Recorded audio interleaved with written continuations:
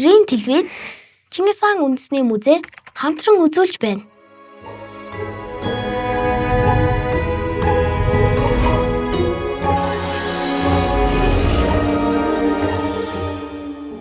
Музейд суралцъя. Хүүхэн юу вэ? Долоо нааш. Хүй наад чи юу юм бэ? Харин тийний тоглоом л ах шиг байна да. Харин ямар нэртэй тоглоом юм бэлээ? Харин тий. Үгүй энд бөмбөгнүүд байна. Зүйл юм. Чи энийг өмнө нь харж ирсэн үү? Аа. За чи нүдэн анжаа нэг сугал заа. За. За яга. За чи ийшээ тавьчих. За одоо энэ дээр дарж байгаа чи ингээ гар авах юм шүү зөө дөнгөт. За 1 2 3. Уу! Наад чи яадаг тоглоом юм бол. За одоо би. За чи холж байгаа зөө надад юу яа. За. Дахиад яга. Хоёул адилхан яганыг суулчихлаа шүү. 1 2 3. Уу! Энэ өөс нь ингээд хурагдд юм биш үү? Энэ хардаа. Энэ уяатай юм байна. Оо ээ. Ямар гоё идвэ.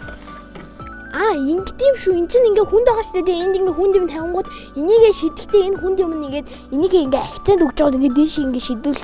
Тийм шүү. Тэрнээс хамгаалаад одоо жишээлбэл энийг ингэхгүй байвал энэ ингээ дээшгээ ингээ үсэрсэн маягийн байдалтай байдаг учраас энийг ингээ хураачт юм шүү те. Нэрээ тийм юм шүү дээ.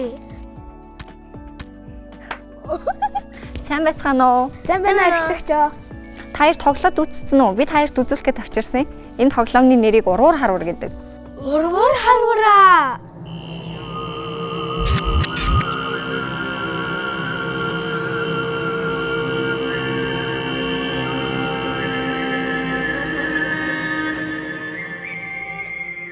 За энэ тоглоом нь хүүхдүүдээ олон зуун жилийн өмнө дайн байлдаантай байсан цаг үед болохоор хан хэрэм цайс нураадаг зэвсэг байсан байхгүй юу.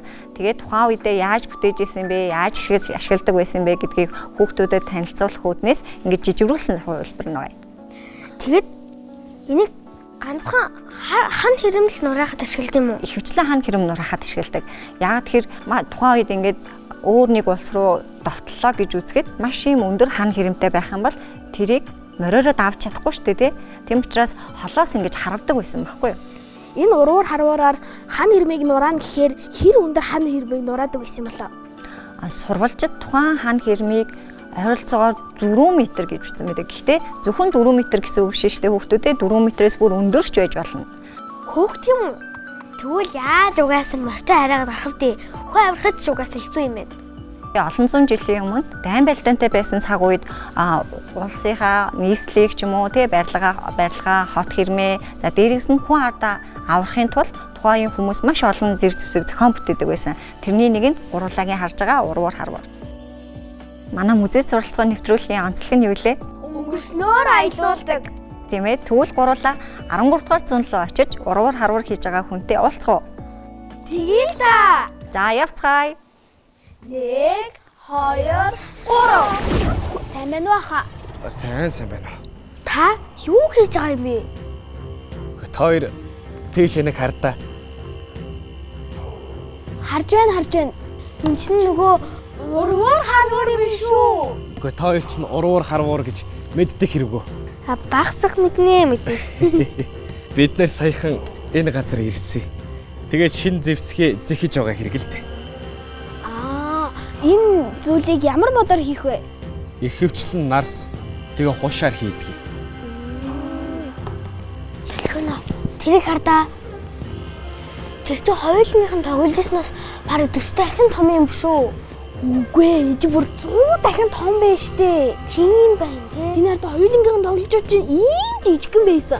Тэгэхэд тэр хардаа тэр чинь бараг 100 дахин том байгаа үстэй. Харин тийм бараг л 2 3 давхар байшин шиг л байна. Тийм л байгаа үстэй. Тэгэлгүй яах вэ? Ийм том газрыг чи эзлэхийн тулд том байх хэрэгтэй байдаг байхгүй юу? Гэтэ хаа энэ уруур харварыг ашиглахдаа маш том чулуугаар хардаг гэсэн. Тэр чулуунууд нь яг хаана байгаа юм бэ? Харин тийм. Гэхдээ сансныг бол энэ нутаг чулуу сайтай газар. Манай цэргүүд чулуу хайхаар явсан.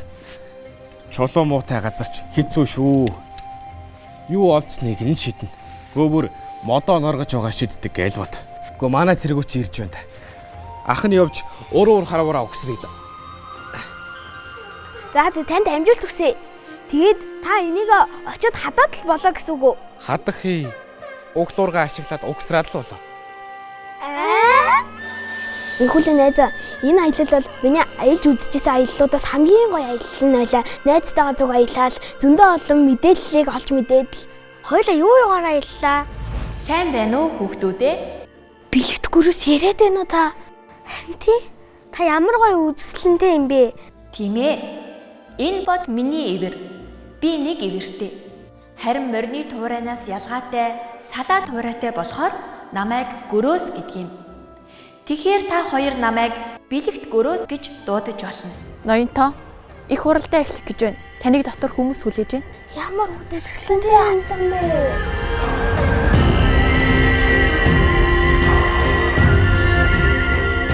Энэ хөгжмийн нэрийг юу гэдэг вэ? Энэхүү хөгжим нь төрийн 9 бэлэгдлийн нэг болох Хингэрэг гэдэг хөгжим байгаа. Хингэрэг. Гэтэ саяны энэ дуу та бүгд хэн зориулж тоглосон бэ? Бид бүгд саяны энэ аялгаугаа Лэгдэн утга таандаа зориулж тоглосон. Бид нар өөрсдөө Лэгдэн утга тааны ордны хөгжимчд байгаамаа. Гэхдээ инхэд хоёр нэг оролдоод үзүүл ясаа. Бас сайхан боломж шүү. Хийл да. Алтан гэрхтээ илч төлөөлөгч, өртөө замаар зорчих, морь унаагаа сэлгэх, цайз бэхлэлтээр чөлөөтэй зорчих зэрэгтэл алтан гэргийг ашигладаг байхгүй юу? Бас уруур харвар гээд олон зүйлийг мэдэж авсан. Би нэрээ археологчоо. Та нөгөө бугуун жуулын өшөөг Чингис хаан үндэсний музейд очиж бас харж үзэж болно гэд хэлсэндээ. Тэгээ би аав ээжтэйгээ очиж харсан чинь бас зөндөө олон зүйл байд юм билээ штэ. Бид гурав бас хааны алтан титэм хүртэл харсан гээл бод. Гэтэ та хоёрын мэдэж авсан түүх маань монголчуудын маань үлдээсэн агуу их түүхийн жаахан л хэсэг. Ийм их он цагийг туулж ирсэн эх орныхоо түүхийг хайрлан хамгаалж яваараа. Учир нь бид ч бас түүхийн нэгэн хэсэг болж ирээдүйдээ өвлүүлэн үлдээх юм шүү. Бидэнтэй хамт байж түүхэн цаг хугацаагаар аялсан найзуудаа баярлаа. Музейд суралцъя.